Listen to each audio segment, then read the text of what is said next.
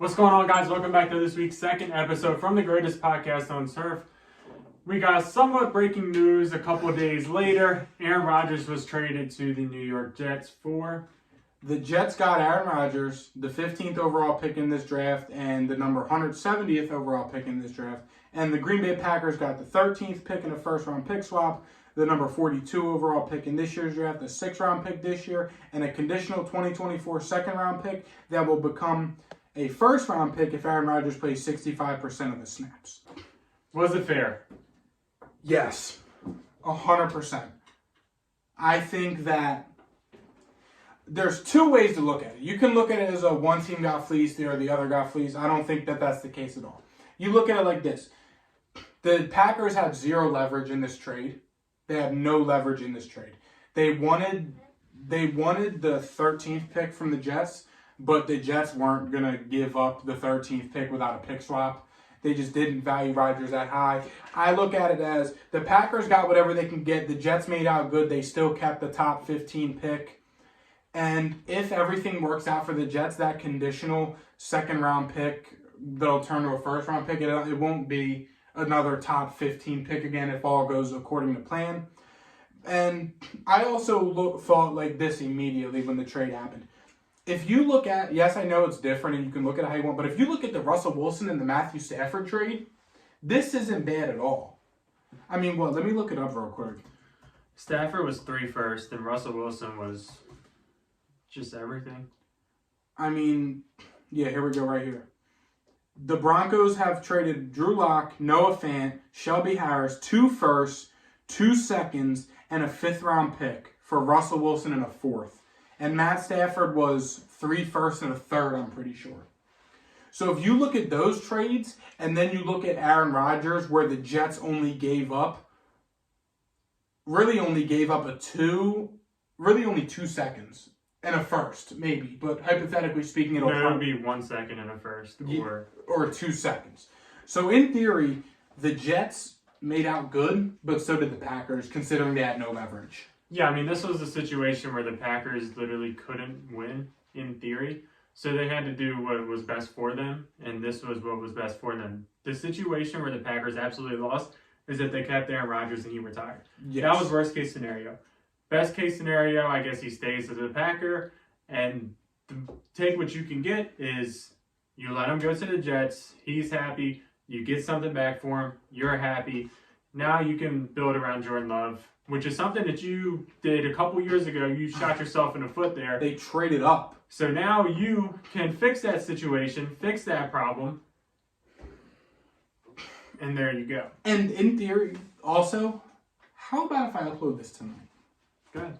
Okay, so we have to film another intro. But look at it like this. You have Jordan Love, who you traded up for in the first round of the 2020 NFL Draft, who, after this season, is eligible for a contract extension. So if Jordan Love comes out and plays like shit, then what? You're out of quarterback. You wasted a first on Jordan Love that could have potentially kept you Aaron Rodgers and helped you make a Super Bowl run. And we see the NFC is not really on shit anymore.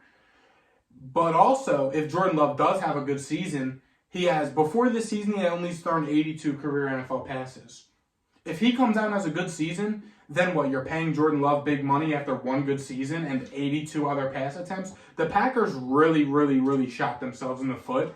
And yes, it might seem good now they got rid of Rodgers. But either way, if Jordan Love is either really good or really bad, I don't think that... Yes, it's a win that Jordan Love's good and you hit and you still kept him for this long and he got to sit behind Aaron Rodgers. But I'm looking at it as a lose-lose. Yeah, the Packers did this to themselves, and they got to get what's best for them, and that's kind of what this is. Yeah, I mean, it's definitely... What? I would say both teams won this deal, but for the Jets at the same time, how much more does Aaron Rodgers have in the tank? If you're the Jets, you're probably getting at very most, I would say, this season and next season out of Aaron Rodgers. Either way, you didn't have a pick that was going to land you a quarterback. Zach Wilson wasn't going to work out. For the Jets, it was Lamar or A-Rod. They got A-Rod. A-Rod's a lot cheaper. Yeah. Well, pick-wise. Yeah, I mean... Money-wise, they're going to be about the same. Yeah. it's like, I think both teams won this trade, but in terms of everything overall, I think it was a win and lose for both teams. Where does this put the Jets in the AFC? Second in the division. I don't think they're better than Buffalo. So they're wild card. Are they top wild card? Probably. Yes, there's a world where they win a division and Aaron Rodgers comes out and wins MVP. It's not saying much. I mean, it's good. It's fine though because the Patriots have that 4th seed in the AFC East on lock. Nobody's touching that shit. That's ours. That's ours to keep. But Congratulations. Look at it like this: the Jets, they got Aaron Rodgers. Their Super Bowl window is this season and next season. And if not, then this whole thing is probably a fucking failure. Unless they didn't give up that much in theory. Which is a plus for the Jets, but you do have Rodgers for probably only 2 years. And at the same time, I kind of set it off for the Packers. They got what they could get. You have Jordan Love only throwing 82 snaps throwing 82 passes in his entire career, pretty much on a 1-year prove-it deal. First year as a starter. He's up for an extension. I'm pretty sure they can pick. They have to pick up his 5th-year option. That's why they traded up in the first to go get him. So they had a 5th-year option. Yes, because the Packers suck. Matt Rule sucks. Whoever's running the team sucks. The Packers are so bad, and they got so lucky that they had Devontae Adams. Because if not, they would have just been so bad. You called him Matt Rule. Did I say Matt Rule? What's his name? Matt LaFleur? LaFleur. Okay, I meant Matt LaFleur. Sorry, Matt Rule. We're just catching the fucking stray. But yeah, the Packers suck. Packers are a poverty franchise. Devontae Adams saved them the franchise after Rodgers fell off a cliff. Most overrated player of our generation, but I won't get into that right now. This is strictly the trade. Get him comments. I think Aaron Rodgers is the most overrated player of our generation. Call it what you want. We can talk about it. I'll make a video on it. Is there anything else? Good. Like, subscribe, show your boys some love. Check out all our draft content. We'll see you guys tomorrow. We'll see you tomorrow either way. See ya. Peace.